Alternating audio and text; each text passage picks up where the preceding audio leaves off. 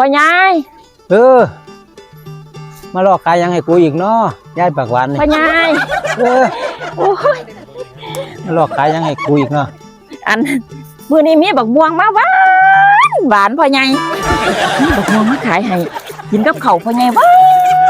หวานบักม่วงข่อยมึงแน่พ่อใหญ่ปุดมีแต่บักม่วงถุงหน่วยงามๆนี่พ่อใหญ่ขายจังไดล่ะถุงละ30 บาทพ่อใหญ่มีอยู่3 ถุงนี่พ่อใหญ่แม่งามพ่อใหญ่กินข้าวกันหวานกินข้าวแซ่บดิพ่อใหญ่เอาซอยนะพ่อใหญ่โอ้ยมันบ่ได้เอาแล้วอยู่สวนก็เต็มอยู่เนาะคุณแม่เอานี่อยู่ดิพอได้กินอยู่โอ้ยพ่อใหญ่อันอยู่สวนเจ้าน่ะข่อยเห็นอยู่มีแต่หน่วยแมงมันบ่ทันละสุกมันมีแต่หน่วยแมงมันบ่ทันละสุกตะลอกก็กินนี่ของข่อยนี่พ่อใหญ่เบิ่งแน่พุ่นน่ะนี่แต่หน่วยงามๆใหญ่ๆแม่พ่อใหญ่เอาซอยนั้นจักถุงแน่พ่อใหญ่บ่ได้ซอยดอกติมันมีพอได้กินอยู่มันอยู่ผู้เดียวเด้อ